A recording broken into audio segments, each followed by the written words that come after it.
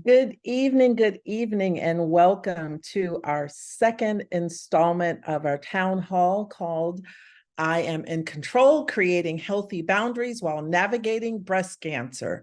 Presented to you this evening by Count Me in partnership. Count Me In is a cancer research initiative focused on pushing forward patient-patterned research. You can learn more about Count Me In at www.joincountmein.org. Also sponsored by For the Breast of Us and 𝐂𝐨𝐧𝐭𝐫. My name is Reverend Dr. Tammy Denise. I am a soon-to-be 19-year breast cancer survivor. I am also, yay, clap it up, clap it up. I am also the co-founder of Carrie's Touch, a breast cancer organization whose mission is to support Black women navigating breast cancer. We have been in existence for 17 years, and I am the co-principal investigator of Project SOAR, Speaking Our African American Realities, a research project in partnership with UCLA to understand the unique experiences of Black women and breast cancer. We are here to what we call humanize the data, add a pulse to the data. I am joined by some dynamic breast friends on this panel this evening, and I'm going to introduce everyone up front, and then we'll get into our discussion. First up, we have Dr. 𝐂𝐨𝐧𝐭 C. Rhodes. She is a licensed and nationally certified professional counselor. Most recently, she was honored as the first designee of the American Psychosocial Oncology Society's Psychosocial Oncology Virtual Academy. You say that fast 3 times and let me see what you come up with. This designation led her to becoming a certified psychosocial cancer oncology behavioral health specialist. This designation is near and dear to her heart as she was diagnosed with ductal carcinoma in situ, DCIS, or non-invasive breast cancer in September of 2022. She had a lumpectomy to remove the cancer and completed radiation treatment in December of 2022. As a psychosocial cancer oncology behavioral health specialist, Dr. 𝐂𝐨𝐧𝐭𝐫's increased knowledge and personal experience was sharpened by her sensitivity and skill while providing competent and effective care to the survivorship population. Say hi to us, Dr. 𝐂𝐨𝐧. Hi, everyone. Glad to be here with you. We also have Deb Ontiveros. Did I say it right? Yay. Hi, Deb. Deb is a Los Angeles native, but resides in southern Utah. She was diagnosed at age 37 with stage 2 IDCL triple positive breast cancer in April 2018. 1 month later, her diagnosis changed to metastatic breast cancer. Deb has been an activist for more than 20 years for social justice and environmental issues with experience in public speaking and organizing. As a Spanish, English interpreter and translator, as well as a CHW community health worker, Deb hopes to bring awareness into bilingual environments to support the Latinx community. Spending precious time with her family, helping her community, and using her voice to bring awareness to issues close to her heart brings Deb joy. Jess Isamoto was diagnosed at age 43 with stage 3 breast cancer in 2020. She went through 3 years of active treatment, surgeries, chemo, radiation, clinical trials, and she is now NED. That is no evidence of disease. Let's clap it up. Yes, yes. Just grew up in Hawaii, but now lives in Los Angeles as a college student advisor, dog mom, cat auntie, and cancer advocate. Welcome, Deb. I don't think I welcomed you properly, Jess. Let's clap it up for Jess. Hey, Jess.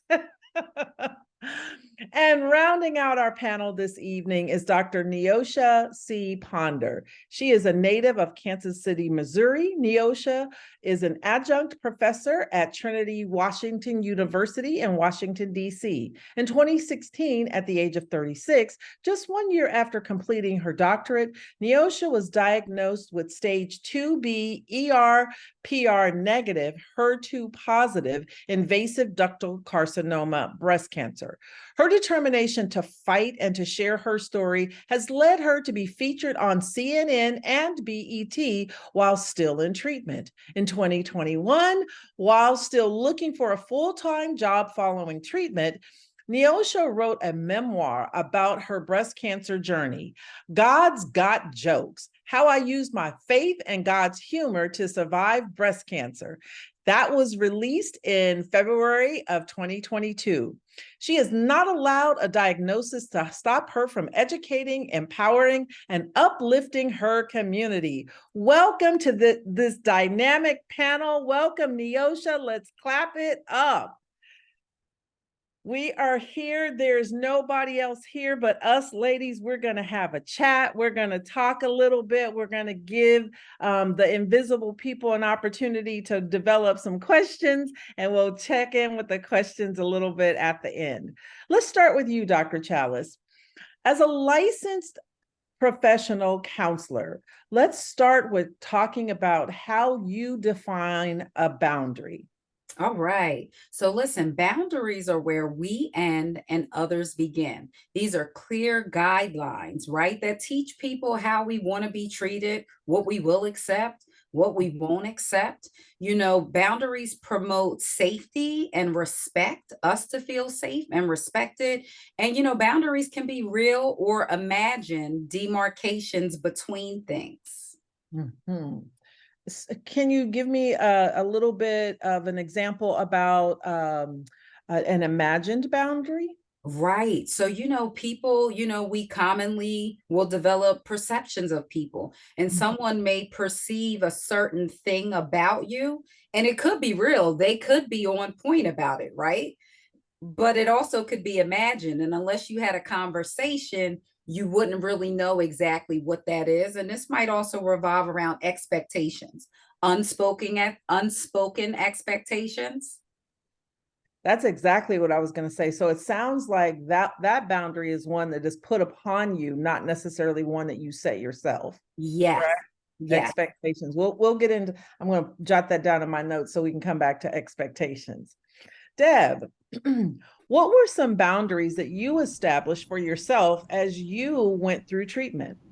I have quite a few actually, but first I want to preface it by saying it was not easy to set these boundaries. It took some practice and sort of empowering myself to be like, this is what I need, and this is what I need right now. And a boundary that I set in the healthcare setting was when I was first diagnosed.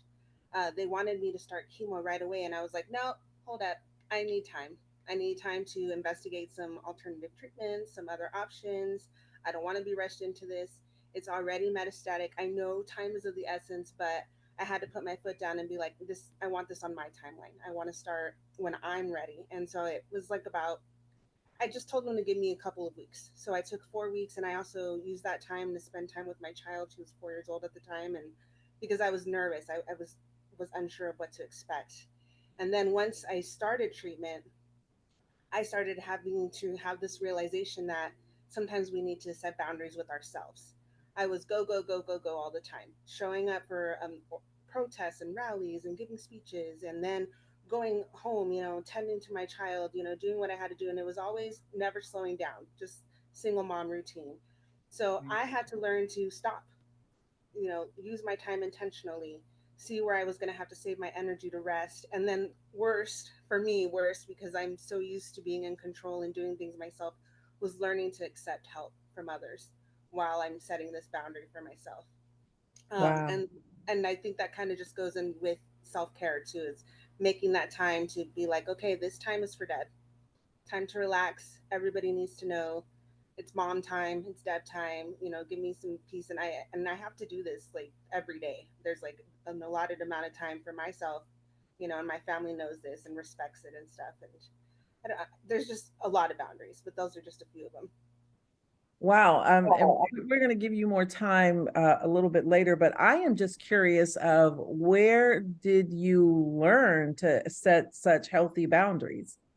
So I've been in therapy for over 10 years. I was diagnosed with bipolar disorder 20 years ago, about 20 years ago. So I've already had like an experience of wanting to help myself and kind of be a cycle breaker in my family, break some patterns and stuff. And uh, the desire really intensified when I was diagnosed with cancer. Suddenly it was like, oh, there's an hourglass. I need to get going. If I really want to better myself so I can be a present mom, present wife, present sister, then I need to learn these skills and I need to learn them fast. And what I've learned is I can't learn them that fast. It's about practice and putting in the work. Ah, there it is. It's about practice. So many of us so often want immediate gratification. We think we go to one therapy session or we have a good conversation with a good girlfriend or a pastor or someone that we respect. They give us some wisdom and some insight, and we want to know next week why things haven't changed in your life. It is about practice. Thank you so much, Jess, for sharing your wonderful insight. Neosha, how did you protect your peace in your breast cancer journey? My goodness, that was like probably the theme of my journey, protecting my peace. But I laughed a lot. I prayed and had a lot of conversations with God. And I just made sure that I never allowed, and I probably will say this again later, but I never allowed like negative energy to be around me, because you can feel that. And I never spoke negatively about my diagnosis or about my cancer. I name everything. So, when I would talk about my tumor, his name was Clarence. He's officially Black History. And yeah, so when I would speak of Clarence, I will speak of him in a, like I'm fighting this, this war of cancer, and Clarence is one battle. When I would talk about losing my hair, I would always, so that way so that negative energy wouldn't be a cloud over me, like, oh God, I'm gonna lose my hair, I'm gonna lose my boobs. I would always say, it's cancer hair. India will be okay. India's my afro, but she'll be okay. Or I'll say, my boobs are killing me, so why would I want to keep them? So things like that. I just approached it in a positive way. And I'm not I wouldn't say I'm a Zen person or anything, but I will say negative energy will definitely disrupt my peace. And I made sure I attended church. So I left ICU and went straight to church on Ash Wednesday in 2018. So that also kept me grounded and kept me, within that peace, if you will. Wow. Wow. So named your tumor. That struck me most because, and so you ended with saying you went to church. Now, as an ordained clergy woman, I know that there's a lot of church folk that will give their cancer to God and they won't go to treatment. They won't have surgery. That Then part. hear anything that their doctor is saying, and you have gone and gave your tumor not only did you claim it, but you named it a whole name. It had a personality and everything. So what made you decide to accept your diagnosis in such a bold way? Because when I first touched Clarence, I looked at the clock. It was 5:37 p.m. Friday, April 8th, 2016. And I talk about this in detail in my book. And it's funny because my unofficial reviewers, if you will, they would always say, how do you remember all these details? And like, when that's all you have, when you're laying there, be it on a hospital bed or in your bed or whatever, you're just going over things over and over again. You remember those significant things. And when I first touched the tumor, and God said, this is why you can't find a job. Because remember, I was diagnosed a year after I finished my doctorate. So for an entire year, I taught at both Howard University and Trinity Washington University while looking for a job. So when he said, this is why you can't find a job, I have a bigger job for you. then that right there, that was my assignment. Right. Oh, that's beautiful. That Yeah. is okay. We're gonna pause right there. Let me get a shout out. Who else in the invisible Zoom room with us is a breast cancer survivor? Let's shout out the breast cancer survivors. If you in, tell us that you're a survivor, how long you have been thriving beyond your survivorship, and if you know it, tell us what kind of cancer you had. Let us know who's in there. And if you happen to be what we call a co-survivor or a caregiver or a loved one, let us know, because no one survives cancer alone. I don't care how big, how bad, how tough you think you are, you do not get to where we are alone. So we need you, and we thank you and appreciate you for journeying with us. And salute to those women, and I don't know if there's some men in there, but that are coming along as well. They have a friend. We got a triple negative baddie since 2017, a 7-year survivor thriver. Woo-hoo! Let's go. Let's come back to you, Deb. You have been transparent through social media about your mental health challenges.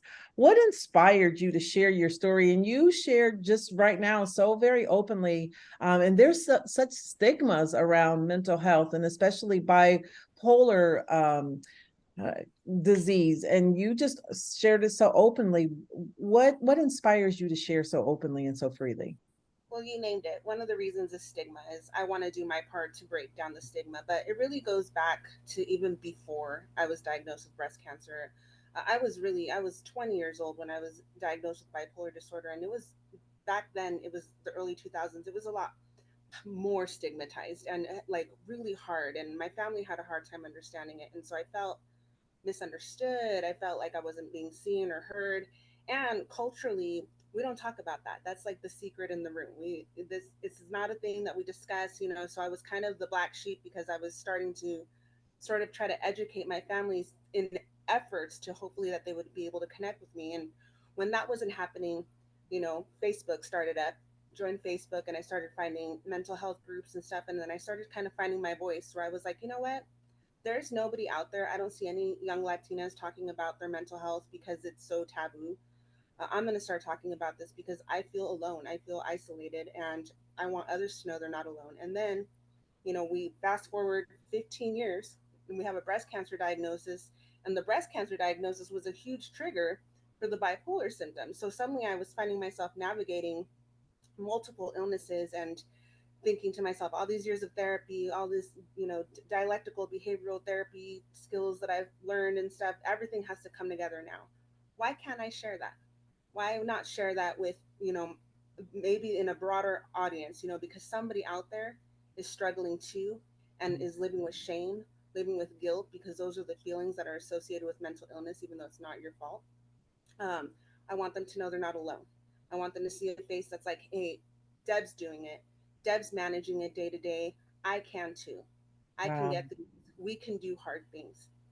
Wow. I mean, you know, in the military, they give people Purple Hearts when they do courageous acts. And so we are sending you pink hearts right now, because we are celebrating you for taking on two very major illnesses. And you know, in the medical space, if you have more than one illness, they call it a comorbidity or a dual diagnosis. And you know, we have, especially in our Black and brown communities, we have so many dual diagnoses that it becomes a challenge to navigate it all. But you are showing us beautifully how and can that it's possible. And the other thing is that because we think, again, that it's a one and done situation, right? If when you were 15, you were different at 15 than you are at 25, and different at 35 than you were at 25, and the number keeps going. And so when things happen in our lives, we have the tools in the toolbox that we don't always have to use every single day. But when something triggers us, we get to go back to that toolbox and pull those skills out, sharpen them up a bit, and apply them as necessary. Same as when you get a cold. You don't take cold medicine all year round. You take it when you get a cold. Thank you, Deb, for just pink hearts. Pink hearts are in the chat for you. Dr. Chalice, with your unique experience as a mental health professional and as a patient, what lessons have you learned as a professional that your experience taught you as a patient? Oh, yes, this is such an awesome question because what I learned is that when you first hear the word cancer, the distress that we have all felt, that every cancer survivor reports. And see, that distress can look differently. It can show up as anxiety, it could be anger toward God, it could be depression. For me, it was anxiety, extreme anxiety hit me. And so as a patient, I learned that, it's very normal to experience that distress. And then later specializing in cancer oncology, behavioral health specialty, earning that psychosocial cancer oncology certificate, then showed me the significance of why we use the distress thermometer. So we use the distress thermometer to look at, on a scale of 0 to 10, how distressed are you feeling? And then we take and we look at the various stressors in your life, because whether it's emotional, spiritual, Neosha talked about, her relationship with God. Let me tell you, the first thing I did was strengthen my relationship with God. I did go through that brief period where I questioned God. And, if you're a Christian, as Christians, we're taught not to question God. But if we're being honest, some of us may have said, God, why is this happening to me? And I did for a brief moment, but I said, oh, I'm returning to God and strengthening my relationship with God. So really, those stressors in our life, eliminating those stressors or limiting access was key for me as a patient. And these are things that I talk to my clients about in my therapy sessions. That so much good stuff in there. In this work, we get an opportunity to engage with physicians on a regular basis, right? And what I have learned is that physicians and therapists tend to tell me that they're the worst patients because they don't follow their own advice. Oh, Reverend Tammy, let me tell you, when Let's that talk to anxiety, Reverend Tammy, when that anxiety hit me, I used all my techniques. Yeah. All my techniques on myself. See, that's how I protect my peace, like Dr. Neosha's talking about, living my best life now. But I got to tell you though, even knowing the techniques to use, what made the difference for me was returning to my relationship with God and really strengthening it, increasing my faith. That's really what got me over. It really was. Right. So I'm going to push you. This question is for anybody that wants to respond. I'm going to push y'all. Since I'm on here, I'm a clergy person. A couple of you have talked about your faith. Let's talk about when we get into that icky space with God, when God is all of a sudden foreign to you and God doesn't feel like the God that we've read about, the God that we've taught about, for some of us, the God that we preach about. How do we, and I'm going to use your terminology, Dr. Chalice, how do we return back to God? How did you return back to God? And that's open for anybody to answer.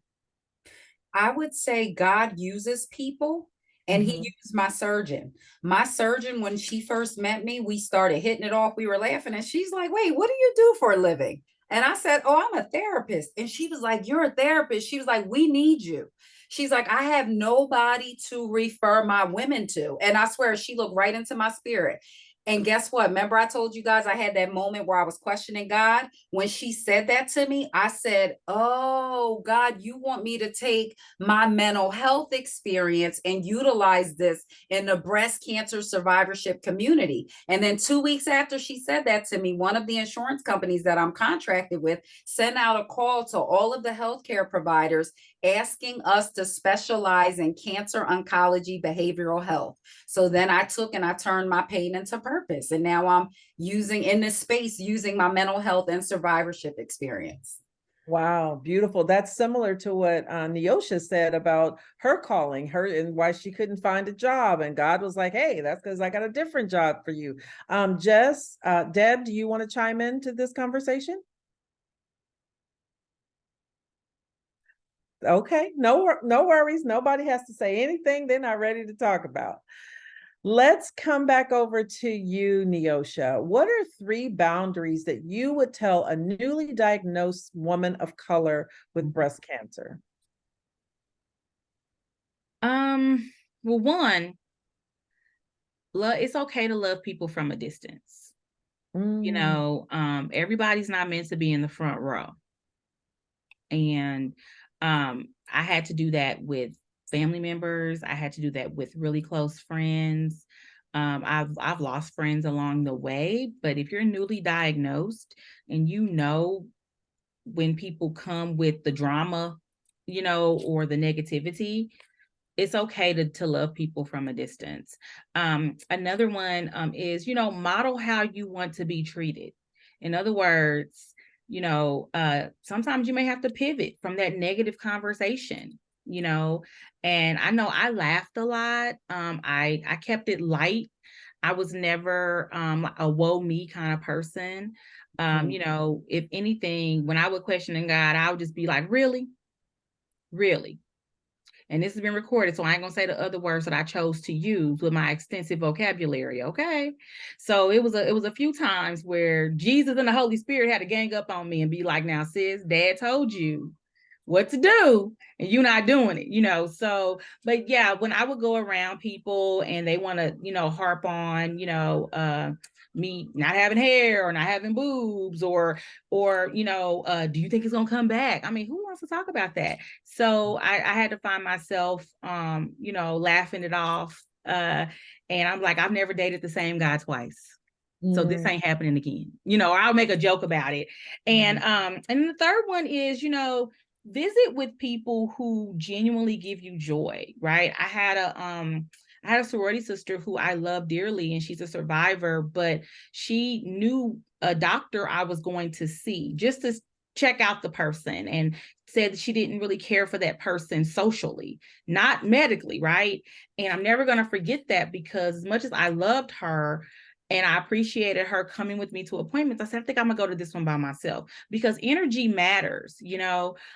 So when you know, the first person I called after I had my little chat with the radiologist, I called that the day when doves cry, was my friend who was in seminary, who was a preacher. And it's funny because she preached last night at church and preached the roof off the house. But you know, and we're still friends to this day. But I made sure I kept people around me that knew how to have fun, knew how to laugh, and I never looked like my situation. And I refused to. I was just telling my students earlier this evening that, you know, Hollywood tell you that cancer people look all sickly and skinny. Yes, I thought I was gonna get skinny, y'all. Don't judge me. No, I look just like this, minus the hair and minus the boobs. Literally, like every now and then, like the weight will go up and down, but I never, mhm. never, you know, everything still pretty much stays the same. But the cool thing is I can still fit my clothes.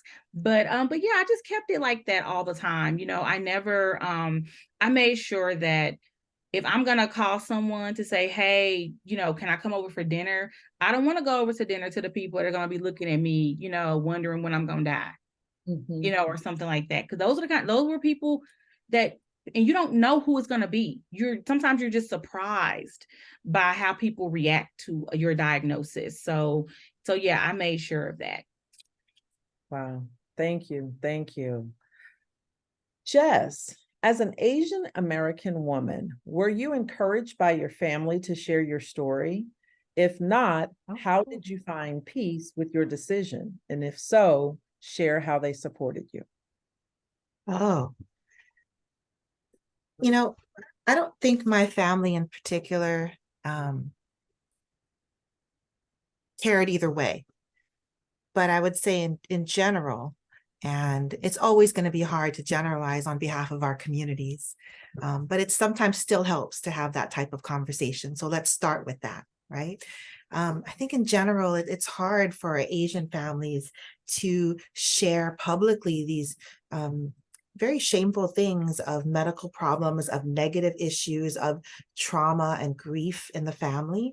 So it's hard to be that person, right? It's bringing a lot of negative attention, or just attention, like attention seeking. Like, who am I seeking all this attention by sharing this information, whether it's good or bad, whether it's a great thing or a bad thing that I'm sharing? And nobody wants to be that person. On the other hand, I would say I'm very proud as an Asian American woman in breast cancer to be an advocate, to be out loud as an advocate, because honestly, there's some relief in the community because no one else wants to do it most of the time.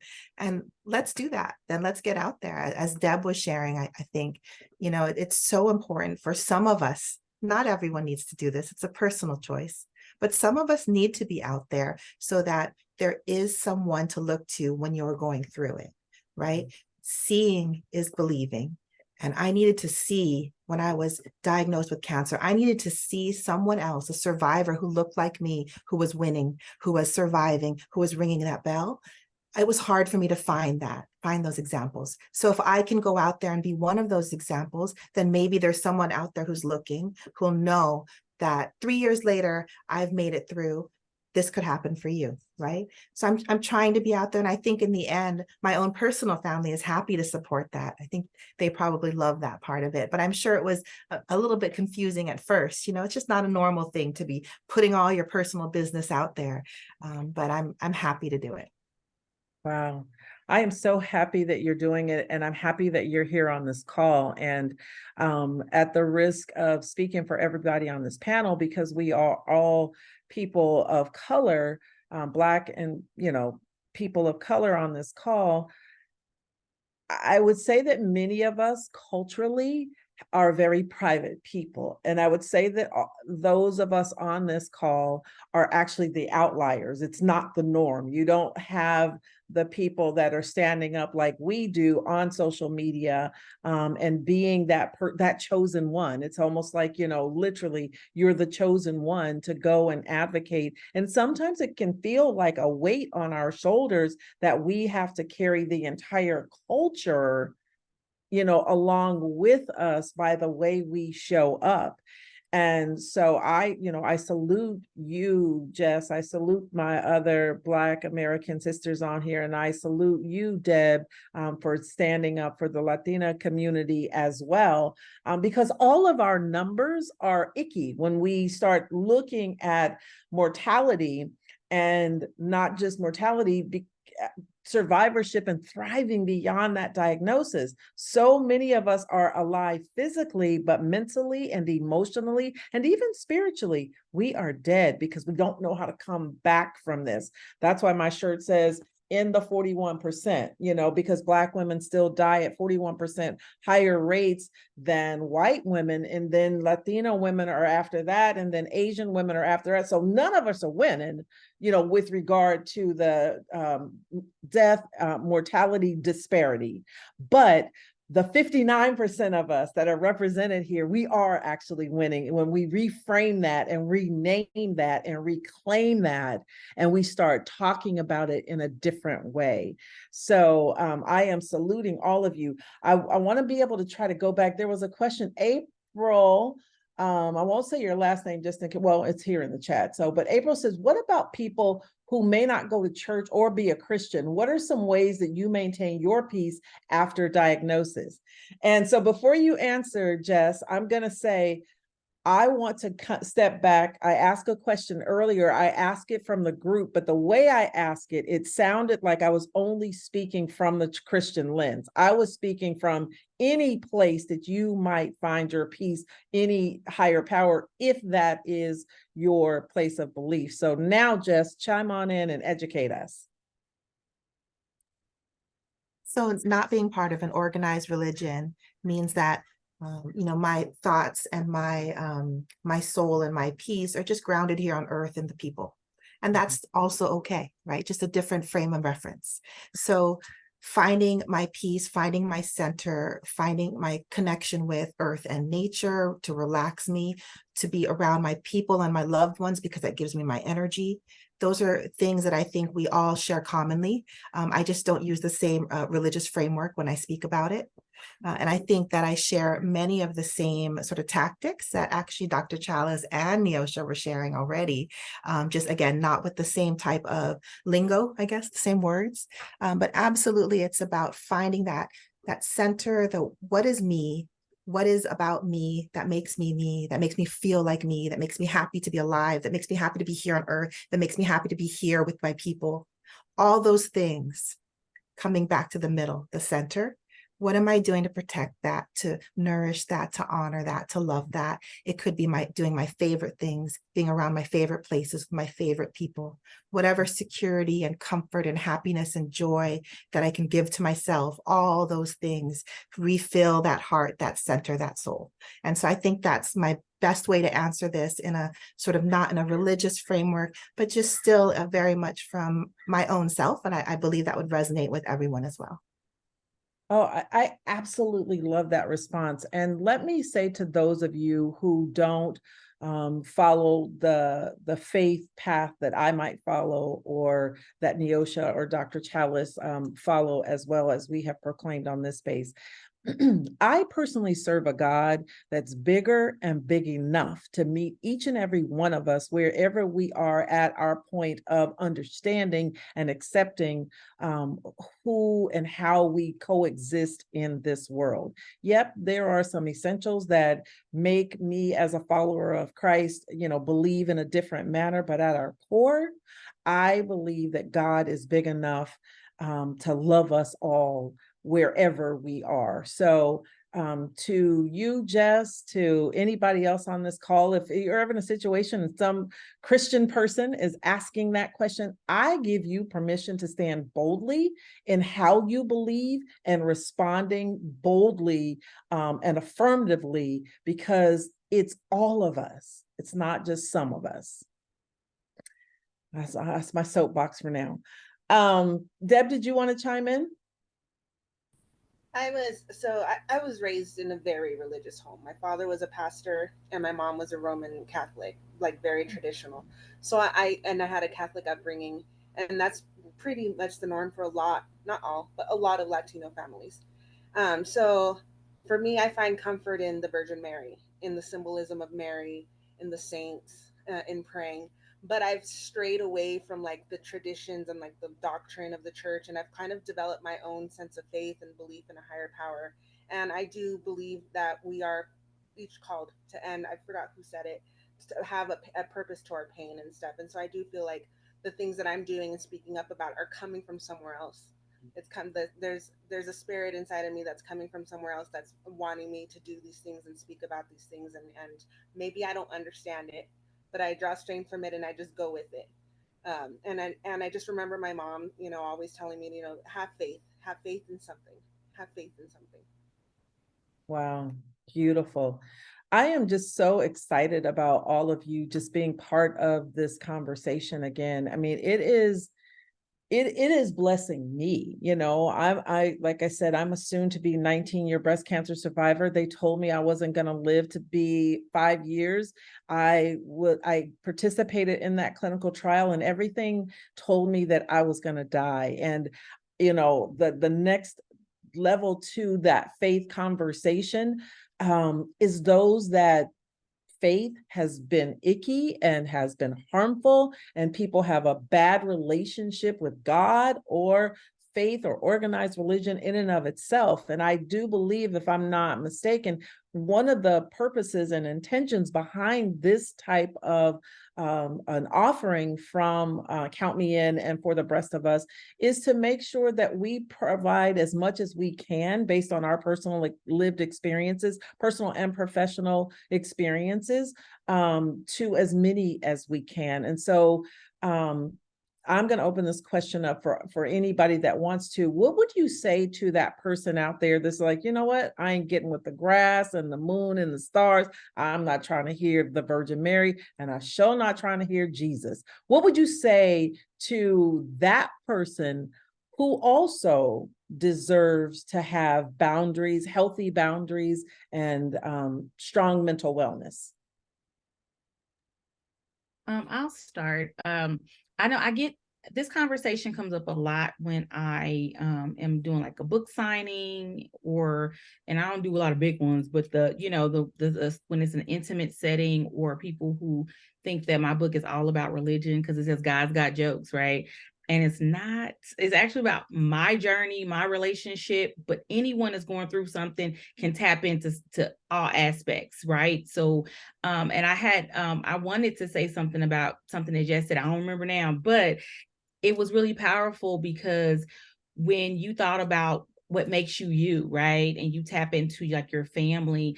When I was writing my book, there's a chapter called "The Makings of Me." It's a play on the title of the song by Curtis Mayfield, R&B funk, producer, singer, and from the 70s. But I really started to think about what makes me me. Like, why am I like this? Why do I have this personal relationship with my higher power? As I say, my Jesus, you got your Jesus, I got my Jesus. But and it made me think back to my childhood and my upbringing and just aspects of my family. But to answer your question, I think that, and when I talk to people, I always think about, the humor in everything that I see. And, I have one of my areas of specialization is popular culture. So, I tap into things that I learned from television shows. I actually literally got a really high cable bill because I have to have every channel because I use things from TV in my classes. And, I think of things outside of just the spiritual realm that gives people joy, because I don't care what anyone says. Cancer thrives on negativity, sadness, and fear. And I'm working on an article now for the Tiger Lily Foundation's cover story, My Life Matters, and it's called Faith Over Fear for that issue. And I just believe that if you have something that gives you that I'm gonna fight face, that energy to fight, tap into that, whatever it is. And it doesn't have to be the moon and the stars, right? It don't have to be my Jesus or her Jesus, but it could be anything that brings you joy. It could be music, it could be, like I said, something on TV, or it could just be working out and going hard in the gym. Whatever it is, tap into that and find your strength and find your joy. I love that. That's beautiful. Anybody else want to chime in? Okay. Another question for the entire panel. What was your biggest mental health lesson learned through your diagnosis? I'll go with that one. I would say mine is celebrate everything. Just so happy to celebrate everything. And we joke a lot in the cancer community about cancerversaries, which is a cancer anniversary. And how do we define that? Is that our diagnosis date? Is that our mastectomy date? Is that our we are now NED, we finished chemo? It could be anything. It could be all of that. Let's celebrate everything, because once I realized that made me happy, and it also was a positive thing, it's because it really was, if you break down celebrate, it's about saying, I deserve this. I deserve to be celebrated, letting go of the guilt that I'm, again, drawing attention to myself. Ooh, look at me. No, I deserve this celebration and I want it. I'm doing it for me. So celebrating everything, celebrating out loud, celebrating publicly sometimes is wonderful, and really just enjoying that. Like, that's been a great mental health lesson for me through my cancer experience. And I hope that more of us feel free to do that.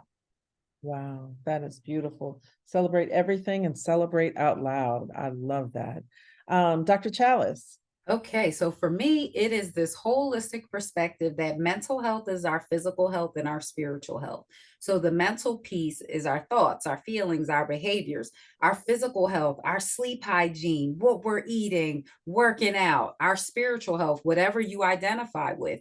For me, it's Jesus and returning to my relationship with God. So really strengthening all three of those areas. I've been in the gym for the last 5 weeks, an organization, Inspiring Life Together, that supports breast cancer surviving moms, actually provides gym memberships to survivors. And so it's been so awesome. I feel like I'm getting in the best shape of my life. I'm strong mentally, physically, getting my eating habits. They're not perfect, y'all. Listen, I still eat my little sugar and my snacks and everything. Moderation and balance, but working on all three of those areas and just strengthening just your overall well-being is so important. Wow, thank you. Thank you. And so, Dr. Chalice, I'm gonna stick with you. What are some resources that you would recommend to help us address our mental health? Okay, well, listen, turning my pain into purpose, I developed 6-week online therapy groups for breast cancer survivors. So renew, restore, hope, peace, harmony, vitality. These are the 6 pillars of my private practice. And so the 6-week online therapy groups are based on that.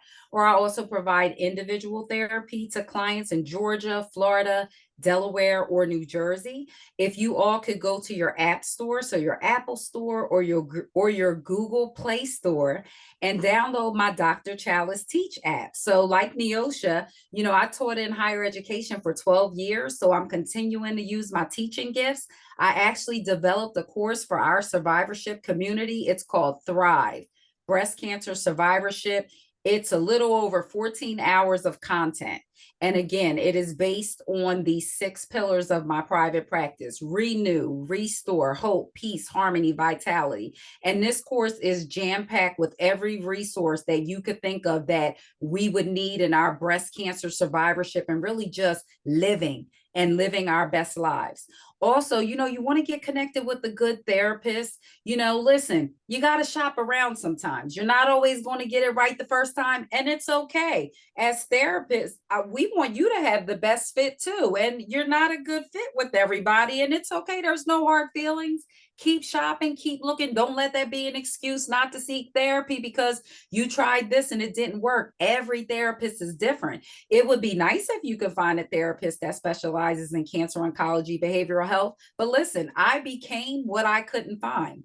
When I was diagnosed with breast cancer, of course, I looked for a therapist that specialized in cancer oncology. Couldn't find one. Right. And so I said, okay, I have to become this for others in our community, because there is something special about knowing that someone has been through the same thing you have been. But ladies, I have to tell you, a therapist does not need to have gone through exactly what you've gone through to empathize with you and to really be able to help you. We are trained as professionals to empathize with people, to understand. So we don't have to exactly go through. So if you can't find someone, just find someone you can develop that relationship with. And then there's therapy directories out there. There's therapy for Black girls, where you can search for the therapist picture. You can see what they specialize in. You can go to their website. There's also the Taraji Henson. She has a Boris Lawrence Foundation. They also have a directory of therapists. Wow, that was a lot. That was like an entire graduate course of options. And so what I'm going to say is, for those of you that are connected to this webinar, we will make sure that you have access to that information when this recording is released, and all of that information. And in the meantime, if you need to get in touch with Dr. Chalice, why don't you pop it in the chat, how folks can get to you directly for some of those amazing offerings, the 6-week online challenge, the Thrive Breast Cancer 14 course. I was trying to write it all, and I was like, I can't even write that file. And so, and I think I'll say a key thing when you talked about, because someone said, what, you know, there's no way for a person to know how people are, how to respond if they have not had cancer themselves. And so what you said is that you don't have to, the therapist doesn't have to have it. A good therapist will know how to navigate that space, and you'll know it's a bad therapist if you're not feeling fed. So if they are not speaking your language, then that's not the therapist for you, and that is okay. Okay. Just say thank you, and you can fire a therapist like you can fire a doctor, like you can fire anybody else. So just know that you have the power to do that. I want to ask if there are any questions. I was trying to keep up with the chat. There's a lot going on over here. I was trying to, because the chat is just like celebrating y'all, just clapping it up. What's the name of the organization providing the gym membership to survivors? Okay, so it's a local organization, guys. I'm in New Jersey. It's called Inspiring Life Together, and they provide a gym membership to get you started. But, you know, there's also other organizations like Unite for Her. So I recently just became a provider for Unite for Her. If you all are familiar with that, they have good, Dr. Neosha is. They have a Yes. wellness passport program, ladies, and I am actually a provider now. So if you are connected with Unite for Her and you have a wellness passport, you have 10 coupons to use and you want to receive therapy, you can reach out to me for help and use some of your coupons from your passport book. And Unite for Her, I see they also provide 6 months of a gym membership somewhere in Westchester, Pennsylvania at a YMCA. Right. And I'll piggyback to that and say, sometimes Google can be our best friend and it's a good thing. And sometimes Google is not so good. This is a time when Google can be good. You can pop in Google gym membership, free gym memberships for breast cancer survivors, and it should pull up a whole list, because if you're all the way like I am on the other side of the country, it's still light outside. On the other side of the country, some of those resources on the East Coast are not as beneficial to us, but there are organizations and cancer institutions that have similar type programs. So just pop it in. And Jess, your hand is up. Another way to look at gym memberships or something else, there's some great scholarships out there for women of color with breast cancer, such as the Keep a Breast Foundation. They have the Give Back grant that gives $500 scholarships, unrestricted funds for you to use whatever protects your peace, whatever supports your cancer experience, whatever you need that for. The applications for this cycle are open right now until November 1st. Wonderful. This has been just so resource rich. So, if we can just make a commitment to everybody that, yes, Dr. Mo, I mean, can you just say Black surgeon, Black intellectual, Black do the daggone thing, all the things, Black, blackity black, and Dr. Mo, and put her picture in the dictionary? That's who Dr. Mo is. Right. And she is not even all about just Black, but she Black. And that's what's so, it was just a beautiful experience to attend. And her wellness event at her farm in Pennsylvania, it was not just Black people there. So I want to make sure that's very clear. Yes. And I also got to talk to for a long time. She bought one of my books, was her I guess she's like a resident of some sort, but she's like her assistant on surgeries. And then she was a white woman, and she was just so in awe of my story. But then she started telling me how she's doing these deep flap procedures with Dr. Mo. And I'm like, I'm in awe of you, because I had the deep flap surgery. They take your stomach and put on your boobs. One of them failed. That's a whole nother story. But yeah, so but I just was amazed at the diversity. And also how it wasn't as Black as I thought it would be, which was really cool for me because they still got to learn about my story and everything. And it rained so badly the whole time. So we couldn't even explore the farm like we were supposed to. And it was still a beautiful experience. It really was. So if you can attend, if you're a survivor, and Dr. Mo has those wellness retreats in middle of nowhere, Pennsylvania. Don't judge me because I can't remember exactly where, but it's really middle. No, I thought it was a joke. No, it's really middle of nowhere, Pennsylvania. But it makes it that much more of an experience. So wow. Thank you. And you educated me, because every time I encounter Dr. Mo, it's in typically all Black space. And so yeah. I knew she couldn't just operate on Black women. Let's get that out there. I'm at least that smart, but I didn't realize that her advocacy, it had a diverse population. And now that I'm saying it out loud, and I'm like, well, but yeah, that's just who she is. She's a pretty incredible human being, and we are better to have her on this planet with us. Amen. Wow, ladies, we have done a turbo run through understanding creating healthy boundaries and what that can look like. We've gone from God, we've gone from culture, we've talked about my Jesus, yo Jesus, we've talked about the moon and the stars, we've talked about Mother Mary and Mary Magdalene and just so much more. I mean, I got tons of notes here. safety and respect and imaginary boundaries and expectations. And this is not easy, and learning to stop, and laughter and prayer and no negativity, and naming our tumors and distress.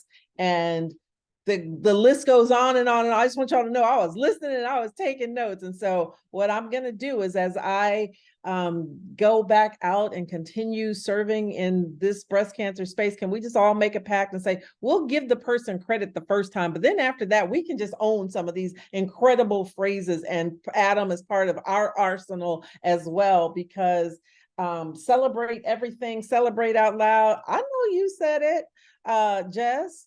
Girl, listen, I'm not going to say your name every single time I say it after this, but I'm going to do it the first time. I'm not the first to say it, so it is okay. Let's all just do it. Let's do it out loud. Wonderful, wonderful, wonderful. So I'm going to give each person 60 seconds. If there's something that you felt like, oh man, I wish I had said, one nugget, you got 60 seconds, and I have to time you so that we can make sure that we get folks out of here and honor everybody's time. 60 seconds to tell that one final thing that you want to share with everyone else. And I will start with you, Deb.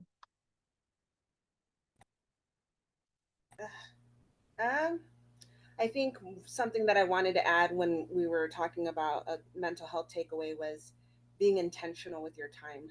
We're on this journey, we're on this path, we're navigating so many things.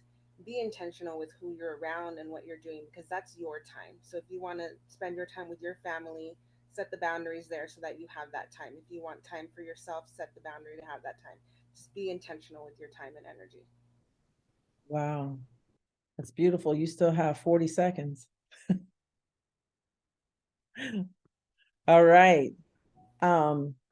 Let's go with Dr. Chalice.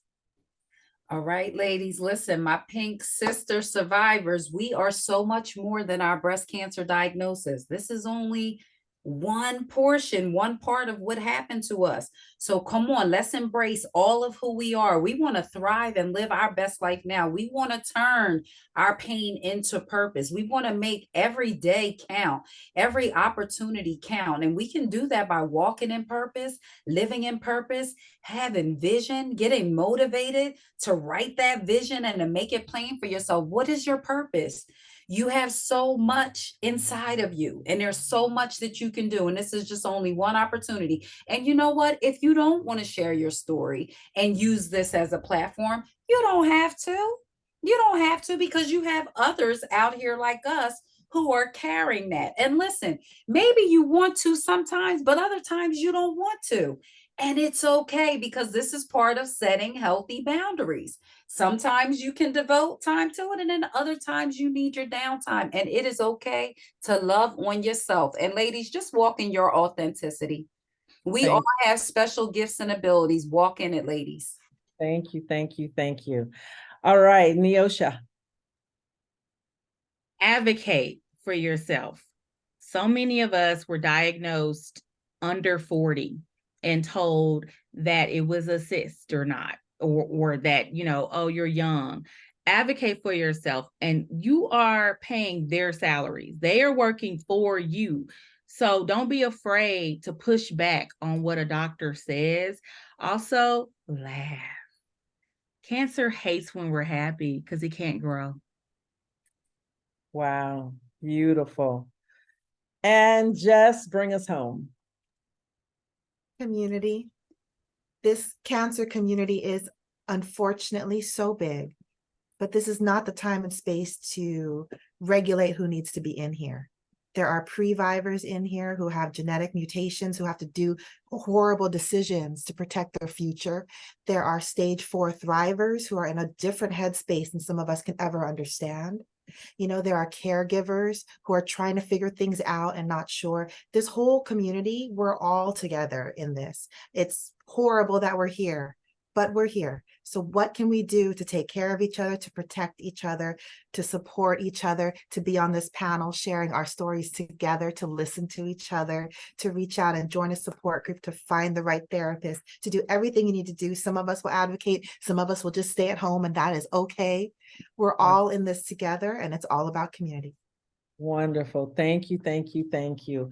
I want to thank all of our phenomenal panelists. Let's give them a hand clap for just being brave, bold advocates out here in front. I want to thank you to Count Me In. I want to thank you for the Breast of Us and 𝐂𝐨𝐧𝐭 for sponsoring this wonderful town hall. Thank you all. Have a great evening.